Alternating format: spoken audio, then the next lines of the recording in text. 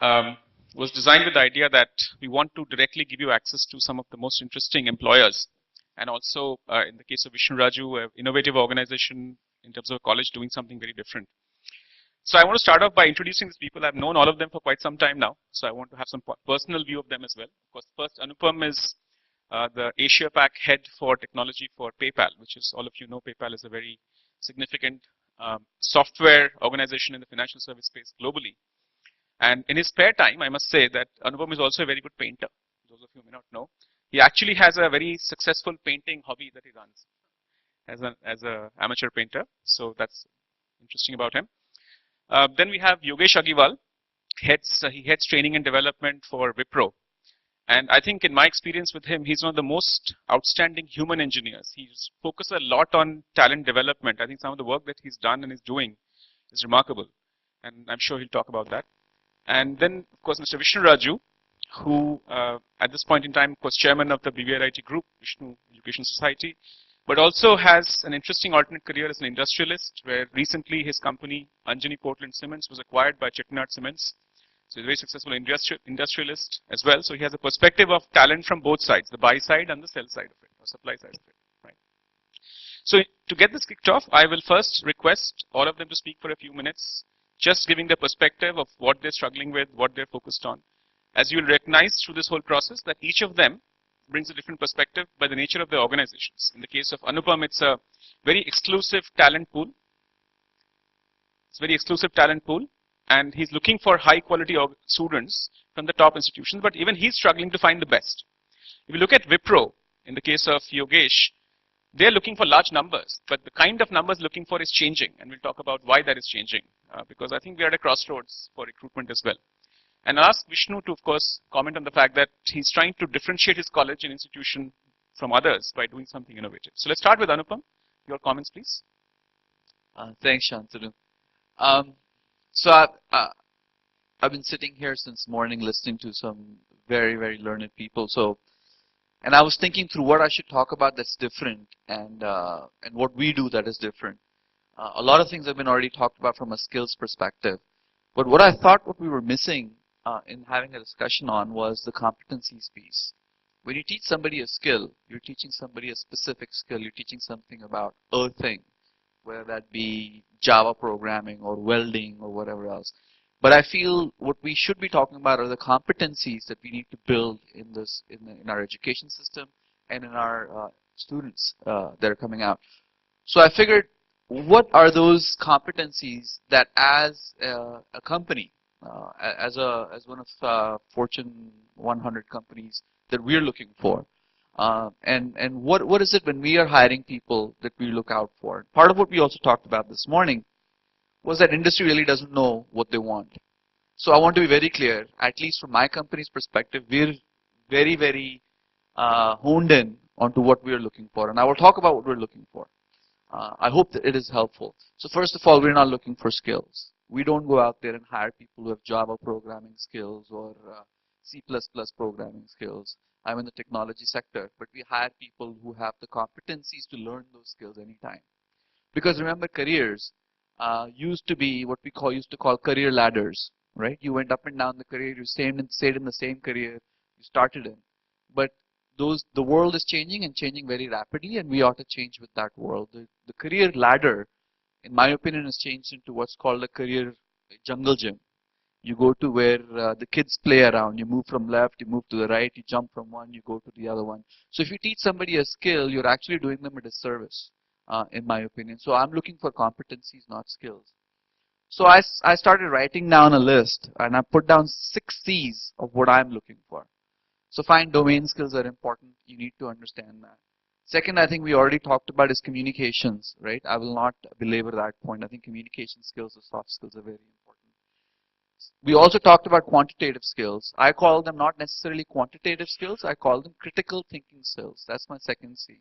So how are you able to think through issues? In life, typically, 1 + 1 never equals 2, and there is not only one way to solve a problem. There are many different combinations and permutations one needs to solve the problem. So what are those critical thinking skills you're imparting to your students? Very important. Third one is creativity. How are you being creative? How are you teaching your students to be free thinking individuals rather than robots? Rather than focusing on memorization of things, how are you employing your children and your students to be creatively thinking? I think fourth piece, which is very, very important, what two things are going to change the world as we see it in my mind. One is the globalization of the world, and second is the rapid evolution or revolution in technology. And in this globalization world, one thing is of key importance, that is of collaboration. How are your students being able to collaborate with other students? We never do seldom anything in isolation. We're always doing things in team, and often we are geographically far apart from each other. So how are you collaborating across the ocean, across distances, across buildings? Very important skill. The fifth piece is cultural competency. Again, as being a part of a globalized workforce, how do you understand the cultural differences between what you're doing versus what the United States is doing versus what Japan is doing versus what is happening in China? What cultural competencies do you possess to be able to scale that boundaries? And finally, what is most important is character. How do you build character in your students? And I'm talking about these things, they may sound as a higher order, right? We are talking about Maslow's hierarchy of needs. If you don't have your basic needs fulfilled, which is having the basic skills, getting the people to get a good education, you cannot talk about the higher level or higher magnitude of skills. But indeed, we need to aspire towards these higher magnitude of skills. And if we don't use that as our North Star, we will never even attain the basic levels. So I have a lot more points. I can talk about them in the Q&A section, but I think those are the 6 key C's that I thought I should share with you. Great. So I think I will not start the conversation now. We'll just hear from everybody quickly, and then we'll go to the questions anyway. So Please go ahead, Yogesh. I have a question for the audience. Can I ask them? You need to guess what I want to share one thing before I move forward. And there is no negative marking, so anybody can try. So in academics, unless there are marks, they don't try anything. Mind reading experience. Yeah. Mind reading experience. Okay. Tell us, anybody? So I'm still a student, so I'm used to sitting that side, and today I'm sitting this side. So if we share something which you don't like, then don't throw us out like we do in the academics. Everybody is very serious even now. Okay. Yeah, so I think Anupam already shared quite a bit. I think one thing I want to add about is the attitude of the student. So today, when we are doing business, and Wipro is, as you all know, a very large organization with so many locations, we want the students to be very flexible. So in terms of whether somebody is in Chennai and is he willing to go to Noida because we might have a project in Airtel or any other customer, or he is willing to go to Hyderabad if there is a customer which is expanding there. So while given all that we talked about is definitely important, but their attitude towards working, and we have seen many colleges where the student does everything well, but he says no, he will not leave Chennai. And I don't know if the academics could look at that part and build in some attitude and some flexibility in them. And I think pretty much Anupam covered all the C's, so you can add one more on attitude and flexibility. And I think when we are looking at the quality of the students today, I think one of the biggest issues is about their ability to even do programming of basic things. And even so we do hiring, and Vishy, who is our head of South campus, should be here. So we hire from even NIT, and we do generic hiring. And what we are seeing is, I think a lot of has already been spoken. That continues, that even the basic programming is missing. So if we can take care of the first 3-4 things like communication, programming, and problem solving, the opportunities are just huge. I mean, if you look at our projection, and when I look at NSDC, what Dilip shared, and what I hear in our strategy meet is absolutely matching. So it's a wonderful opportunity, I would say. Great. So let's hear from Vishnu as well before we get into questions. Yeah. So good afternoon to everyone. Okay. Can you actually? I'll just finish the comments. Okay. So just wait. I'll give you a chance. Don't worry. So Vishnu, go ahead. Yeah. Good afternoon to everyone, and I'd like to thank Shantanu and team for inviting me here. I'm from the academic side. We run 3 campuses in the state of Telangana and Andhra Pradesh. Some in the rural areas and some in the urban. So we have a mix of both. We have some exclusive women's engineering colleges and co-ed engineering colleges. We also run some other higher education institutions like dental, etc. And yes, it is definitely a challenge because today we have heterogeneous classrooms when compared to the past. Like when we were students maybe 30 years back, a limited number of seats were available. Quality of faculty was excellent. Quality of education was excellent. So there were more homogeneous colleges. Today, any classroom you go, including the NITs, where I'm a product of an NIT, but we still have a lot of heterogeneity there. So it's a challenge for the teacher. And I agree with Dr. Rangarajan, nothing can substitute an inspiring teacher. And here I'd like to give an example of my own teacher from REC Trichy, one Mr. Krishnamurthy, Dr. Krishnamurthy. Being a chemical engineering student, one day I remember we were all in the classroom and he saw that most of us, it was post-lunch session, that we were physically present but mentally we had all dozed off. So suddenly he asked us, how many of you take beer? And the entire class suddenly got up. Like 17-year-old boys in NIT, and the minute beer is announced, half of us looked up like this. Then he said, yeah, I know most of you take. Please go to your library today evening and refer to a magazine called The Scientific American. There is an article on the physics of beer. Please read that and we'll discuss. Class is dismissed, he said. Believe me, that's the first time I went to the library. And 32, 33 years after that, I'm still talking about this article, and this was a topic on surface tension. And he was talking about a concept of bubble nucleation. And basically what he said is that if you put a toothpick or a straw even in a bottle of Coke, all the bubbles come and attach to that. And then he impressed upon us the concept of surface tension. So today, very proudly, 32 years after that, as a chemical engineer, I still talk about that is because of that inspiring teacher. I think we need more inspiring teachers. Now, having said that, we also have challenges here because our colleges are not very old. They're about 14, 15 years old. Employability is an issue, and how are we tackling that? And that's when we came in touch with Talent Sprint and Shantanu. And luckily, we started an engineering college in the city of Hyderabad just 2 years back, exclusively for women. So I said, this college doesn't have any baggage attached to it. There's no legacy. The principal was new, everyone was new. Based on our experiences in our earlier colleges, why don't we do something about making these students industry ready, making these students smarter right from day one. Let us not wait for them to go to a skills development college institute after that. So we've incorporated right from day one, even though we're affiliated to the local JNT University, we are not yet autonomous. This particular college is not yet autonomous. Despite that, day one, we started it. We had a long talk with them and then we identified the gaps, and this is primarily in the circuit branches, IT, computer science, electronics. The college has just come to the third year and some fantastic results have come out. I think Dr. J. Chaudhary already mentioned some of them. About 16 of our students are already undergoing mentorship programs in Microsoft in Hyderabad. And this is a brand new college. So basically what this has done is, I'm not saying that our faculty could not do it because the focus is more on the JNTU syllabus. It's very difficult. It's very important to follow that curriculum also. But the way technology is changing, many of these students will be working in technologies which have not yet been invented today. So what does the industry want? So that was supplemented.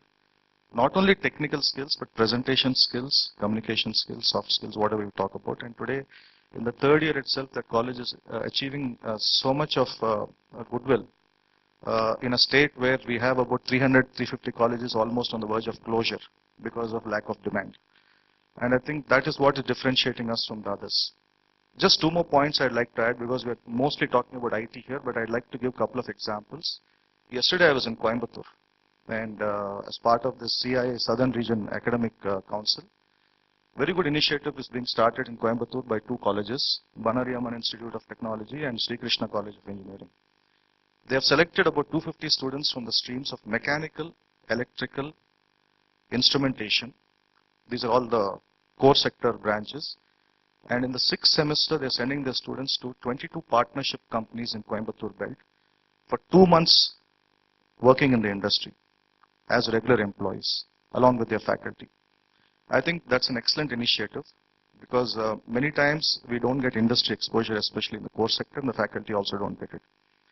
We've also done a very similar thing recently in Andhra Pradesh, where some of the members are sitting here and some of their faculty from all these colleges from Hyderabad region and from other regions. We conducted a 2-day workshop in one of our factories We sat for 2 days with the faculty from these core branches to find out what would they like to see in industry to enhance their quality of teaching. And I was surprised, some of them said we want to do something in thermodynamics, something in heat transfer, something in fluid mechanics, something in pneumatics, something in drive systems, thyristor control panels. Fortunately, in our industry, we had that. So industry people, along with the faculty, sat down, devised a 2-day program. This is going to be continued every semester. And then we're going to see the outcomes, how they're going to improve the quality of teaching using that. And subsequently, students also will come. After this pilot, many more industries in Andhra Pradesh have come forward, because I feel the key is for the faculty first to get exposure, then the students. Last point I'd like to make is a totally different topic, which is on dentistry. We also have a dental college, and the same problem we're facing there. Just think about it. After 5 years at dentistry, where does the student go? He or she either goes for higher education, or goes and sets up a dental clinic, or joins some corporate hospital. Our dental college has probably the highest OP in Andhra Pradesh, but we are surprised to see that a lot of practices which a dentist requires to set up a practice was not part of the curriculum. So after 5 years, the student had a very tough time even to set up a clinic or even go and work in a practitioner's office. So borrowing upon the concept of engineering college of internship, we came out to the concept of externship, where students from Bhimavaram Dental College, a rural part of Andhra Pradesh, even come to Chennai, and they work with one of the leading dentists here for about a month during the summer. Basic things: how do you get a dental technician? Where do you buy a chair from? How do you put a receptionist there? How do you deal with customers? Various implants which are being used today, which colleges are not teaching, which today some dentists are doing. Similarly, Bangalore and Hyderabad.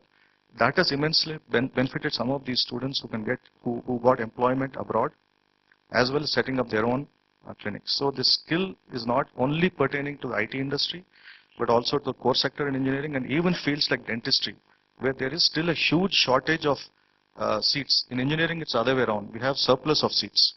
But I think in medical and dentistry, still the aspirants are more than the number of seats. But still, we're not able to get the right skilled dental dentists. So this is a problem which is there. But I think we all have to find our own solutions here. And I think I can answer more questions. We can interact more during our session. Thanks again. Great. I think let's make it interesting by opening up, because I think Sir had a question here. We can start off, and as a moderator, I'll keep jumping in as required. So please go ahead.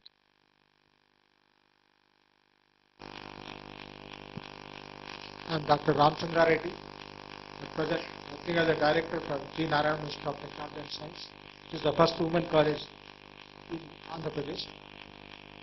And learned vice chancellors are here. I have worked for 17 years as head of institutions, very popular. One is CBI, other one Narayanamma. I have two important things. With my 17 years, I identified only one book, how to study. So far I have attended not less than at least 200 conferences or this one, exchange of meetings or roundtable meetings. Everywhere we talk about how to train a teacher or how to make a good college. But we are missing how to study. I have seen only one book written by V.S. author. First of all, this is an advice to this talent springs. Please, this is also one of the important skills required for the student. He should know how to study also, not always how to teach. Because if he knows how to study, he can catch up even from the average teacher and he can do a brilliant job. Second thing, for Mr. Agrawal's one, you are thinking that many of the people are not going. I have seen from this Narayanamma college, all women engineering college. So from this engineering college, essentially selecting good number of people. People after going to Bangalore, within 3 months, 4 months, they are resigning and coming back stating that we can't work in Bangalore, we prefer our job only in Andhra Pradesh. For that I found a solution. For the last 3 years, hostel is made compulsorily for 4 different people. They can't be there in the next year in the same room. So when they don't want to stay with the new person, how can they work with the other person? I have seen some of the 3 people, right from LKG, they are the 3 deskmates. They studied same junior college, they again came to same Narayanamma Engineering College up to final year. They know only those 3 people, they don't talk to the other desk people. This is such an important thing that we are missing on academic side. So what I thought is, right now we have started in 3 branches, at least 15 to 20% of the students should be shifted from their benches to the other benches. I'm making a trial in my college, and we are very successful. These are the people who are doing very well in the group discussion. Now I am talking to most of the people, at least 90% of you I have not seen your faces. But if I speak to with NLND, I speak in a different fashion. Is it not? So let us train the students, Right. they change different way so that they can do definitely better in the group Sure. discussion.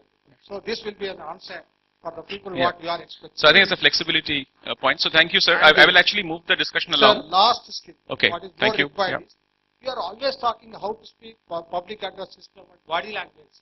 Have you ever thought why a student should not have listening skill? You please come out with some skill. A listening skill is the one skill which is more required for a first and second year student. If he is trained in Actually, I listening should say skill in that first or second year, assessments are now including listening skills as a big part of so the that assessment. he will do better in the coming 4 Yeah. years, so that he will be one of the brilliant students. Absolutely. These are the 3 things Yeah. I have. So those are Thank great you. points: flexibility, listening skills, and I think the idea of mixing up students is very, very good. I will come to all of you. I just want to roll it. I will ask one question, then I'll keep throwing back to the floor.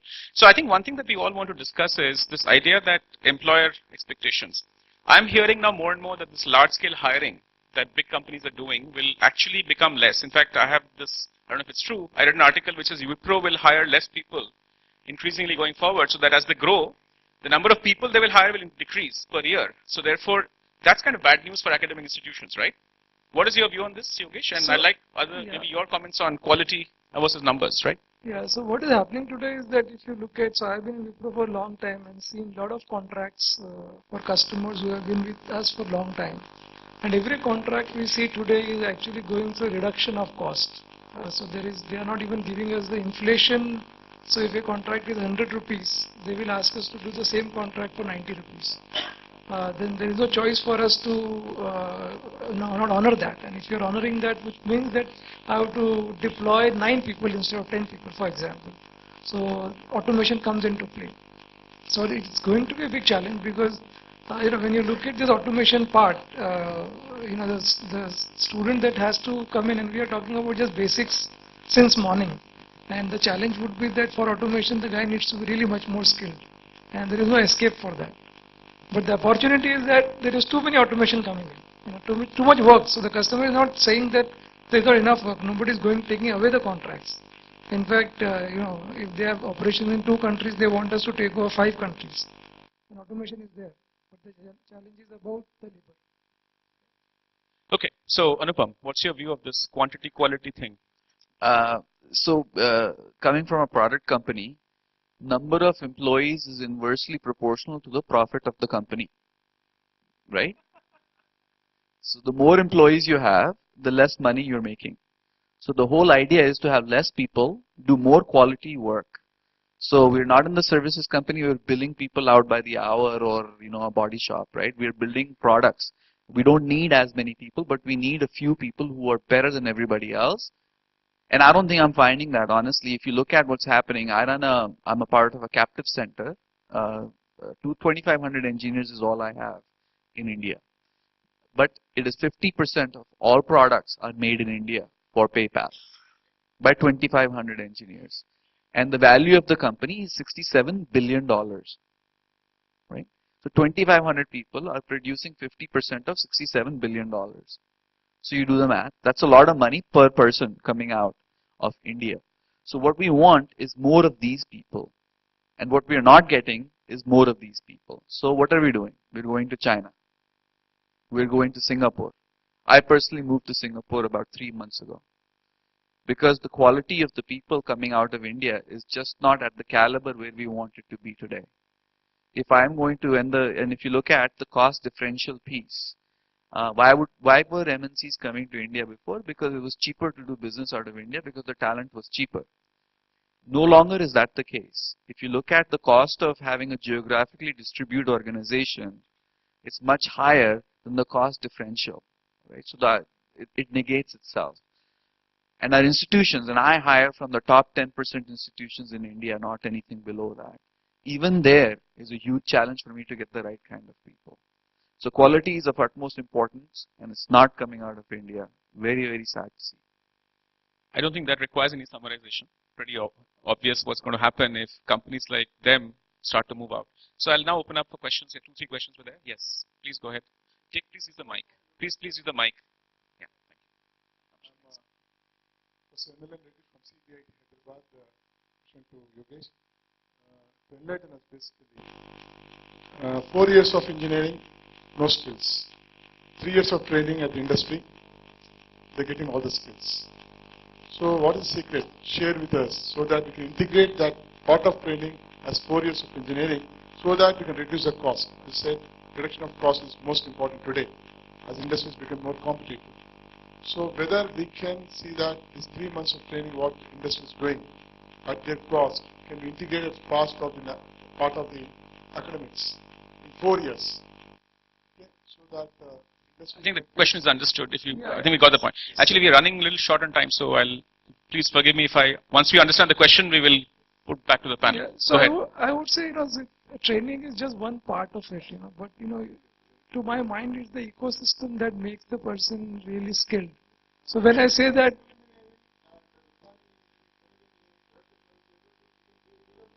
yeah, agreed. So my point, so my point is that, so I wish I had a capsule that I could have distributed right now, and then he could have got Wipro capsule and get. So, because I think human evolution is that he has to learn from the environment. So, for example, what I would suggest in Wipro happens is that we do have a formal training. We call something called an RLL, which is real life lab, and we give real life case studies to the students so that they can pick up. We give them proposals, we give them requirements which they solve. There are people who do hand-holding. So there may be a 3-year-old experienced person who is with the initial students to guide them. They get them on customer calls for the initial. So my suggestion to the colleges would be that can we rope in the alumni of the colleges and put in a structure where the alumni comes at a certain points of time with the 3 years and gives them constant guidance on what is happening. That is number one. And number two, what I see is the faculties are quite away from the industry. So, they have not even seen, say, I would be more than happy to facilitate a visit of faculties to see what we do. But I have seen very few colleges coming in and taking that. So the faculty who is teaching there possibly is actually not aware what is really happening. Okay, and when this year comes out, so in fact, I have a son who is graduating this year, and he asked me a question, what would be my life when I go to the job? And I myself felt that, I'm talking big here, but I didn't even coach him. So in terms of that, so I would think that the faculty should be also coming into the industry. Industry alumni, I'm sure every college is old. I think Mr. Raju is in such a great job with a new college, but the old colleges have alumni all over the world. Can you have them come into and help the students? That would help. I think that's the heart of the question, that how to do it, right? Everybody understands something has to be done. The question is how. I think I would actually now turn to both, first Anupam, then Vishnu. I think the point is that, expertise is important. You can't do everything as an organization. So maybe Anupam, you can talk about the fact that, what do you believe is the right way to go about training people? Because you are hiring from the top 10 and then still doing that whole induction, right? Yeah, so what we found was that because of the lack of caliber of candidates coming into our organization, we hired third-party companies, Talent Sprint in this case, to create a 3-month program for us, which is a very regimented 6-day program, 12 hours a day. We call it the boot camp, where we put our every single employee that comes into the company, we call them RCGs, into the company to go through this third-party intervention, where the 6 C's that are talked about are not only ingrained in their mindset, but also real-world competencies are also put into their mindset, right? How do you, for example, we do product development in an agile basis. Most students have no clue what an agile is even, somebody was talking about unit testing this morning. Nobody even knows what agile is, and that's how we do product development. That's our, PLDC. It is just so many basics have to be thought through and put forth. We have no choice but to work with third parties to get these people to the level where we want them to be before we feel safe for them to even touch our code base. Because if they're touching our code base and they do something wrong, we only have one product, right? We cannot take that risk. So to mitigate that risk, we have to get these people to a certain caliber, and the third parties play a huge role in getting us to that level. I think NSDC ecosystem is about the acknowledgement that third parties have to be engaged to solve this problem. I don't think this is going to be homegrown. But ask Vishnu, you had a choice of doing it homegrown, right? You could talk to companies and said, we'll do it ourselves. Why do we need to have third parties to do this? What's your take on the role of a third party? Is it helping, or how can you do it yourself otherwise? I think the way the economy is growing, the way technology is shifting today, it is not like what it was when we were students. When we were students, mechanical means you get a mechanical job, electrical, you get an electrical job. Today, a mechanical student also is expected to know something about software, something about electronics, instrumentation. So it's become very interdisciplinary. Now, if you look at our faculty, when I say ours, I talk about in general. Our faculty are more geared towards the traditional way of teaching. Very few of them have got industry experience. So it takes some time. Okay, now how many of us can afford to actually give sabbatical for 1 year or 2 years for them to go training and come back? Maybe the IITs are doing it, but the private institutions are not doing it. But I think that is something we need to do. Second point is the point made by Yogesh about alumni. In fact, that's one thing I forgot to mention. Some of the older colleges we have in our group, we have some alumni actually conducting classes for us from the US, UK, and within India also. People who are already working in the industry to tell us what is happening, to tell the students what is happening in the real world, what the industries are expecting, vis-a-vis what they are learning in the colleges. For example, I'll just give a small example. Sometime back, one of the top IT companies had taken a lot of our students, and they all went to, I can name the company, it's Infosys, and they all went to Mysore for the training program. I happened to be in Mysore for some other program in the Infosys campus, totally unrelated to our students. And after the evening when we were walking out, some of our students came and met us, recognized me, and they came and said, I said, you must be very happy. No, sir, we're going through hell. I said, well, you got a job. No, sir, this training period, we have realized some of the things which were told to us, we didn't take it seriously. The IIT guys are able to do the coding within, say, about 8 hours. We are all struggling, it is taking us 3 hours. But then I said, all of you got through the campus placements, you all got 80% plus, what happened? No, sir, our examination system was for those 10 C programs. So we know it's going to come from those 10 C programs. Beyond that, we couldn't do it. But you told us, faculty also told us only to do those 10. So it's an issue. That is why I say mainly for the IT related sector, I would definitely recommend that we should work with skill development companies, and we have seen the results. Otherwise, what is happening, I don't know about Chennai, but in Hyderabad we have a place called Amirpet. So the entire Andhra Pradesh, Telangana students land up there, whichever college it is, majority of them, and then they go and do these programs. I would suggest if we can incorporate some of these good skill development company, if we can collaborate with them, I would even recommend doing it earlier rather than waiting for the final year. Because technology is changing very fast. Many times we don't know what is happening in the industry. Even the faculty is not like the American faculty. Some of the colleges, yes, maybe they're doing a lot of research projects, but I think at least for the next 5 to 10 years, we need to work with skill development. That is my personal view. So I think I'll take the question that has been waiting for a long time. Could I have a mic here, please?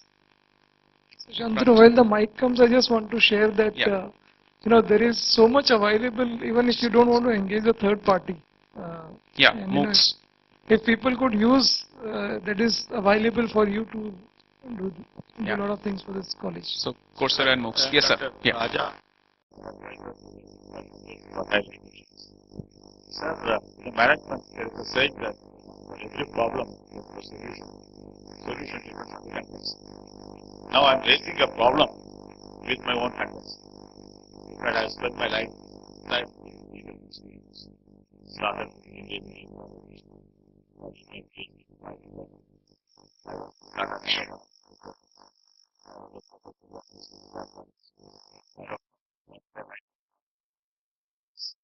now I'm an advisor to the department. Sir, when the curriculum revision comes for the BTech level, there's a great debate going on. We could find a solution. If you look at the curriculum like BITS, Pilani, or even IITs and so on, we always insist for the broad-based curriculum. Then we said, look at it, we should get into the discipline focus. That means we are trying to say that how much we can accommodate discipline focused inputs in the BTech curriculum and how much it should be broad-based.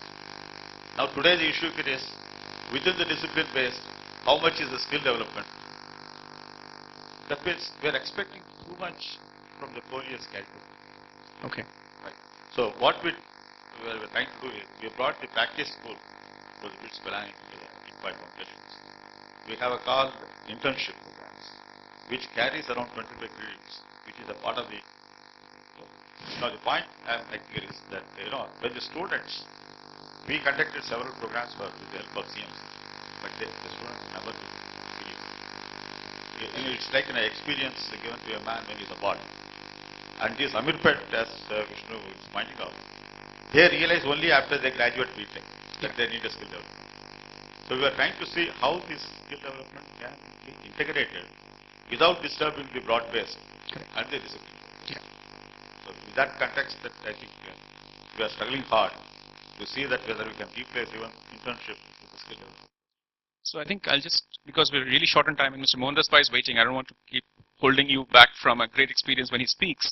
Can you just give a quick answer to this, Vishnu, and then I will close it with one question for all of you. Yeah.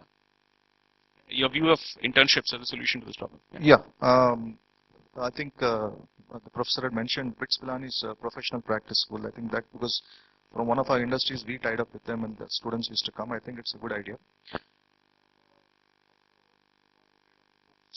Because today those tools are available. But what we have seen in the MOOCs also, you have EDX, Coursera, Udacity and all that. I think statistics are showing many of them don't finish the certification. They just go and after some time they lose interest because all of us are still bound by that examination system and all that. So there's no one to tell us how to do it. So if that last mile connectivity can be done, even for the MOOCs programs, I think that is where maybe companies like Talent Sprint can also can come in and give that chalk and talk or brick and mortar connectivity. At least if they can give that intervention there, then some of these MOOCs courses also we can definitely take advantage of that because there's some fantastic courses there. But when we talk to the students, many of them drop out after some time. They say we have got a huge academic pressure and then we are dropping out. So how do we actually motivate them? Maybe that's one area where Shantanu can actually also help. Yeah, I think we're talking about assisted MOOCs as one of the things we're going to offer from Talent Sprint, but I think that's something we'll come back to in future. I'm going to ask one last question. We are now about half an hour behind, so I want to quickly close. One question that I think is a silent question that nobody asked, but I think is an important question, which is, who do you think ultimately should pay for the skill development? Is it the college? Is it the student? Or is it the government? Or is it the employer? Maybe each of you just give quick response to that, very short. Start with Anupam. Well, ultimately, I think it's all of the above. I don't think it's safe answer, man. I mean, everybody benefits, right? I mean, if you follow the money, right? The students makes more money because he's got a better job. The company makes more money because it is going to do a better in its whatever. The institution makes more money because it's going to attract more people. The government does better. The country does better. So I think everybody is an equal participatory in it. If I don't have to pay for it, I'm quite happy. Well said, Anupam. I expect nothing less from you. Yogesh. So we anyway have too much of cost pressure quarter on quarter, so I would let the institution pay actually. So both employers have abdicated. You can see that. All right, Vishnu. So now you're stuck with the bag, right? Yeah. You're the supplier of talent. Yeah, I think we all have to find our own solutions. I don't think there's a straightforward answer for that. In our case, we are paying for it. We have not asked the students also because we ourselves are in the experimental stage now. It's going on for the last 2-3 years, so we didn't take it from the students, and we are just seeing how it goes. Yeah, but as a scalable solution, what do you think? I mean, can you do this Ultimately, forever, I or think you if the student sees value in it, it can be. Student can but take do you part. think you have to jumpstart it from a college side? We have to jumpstart it.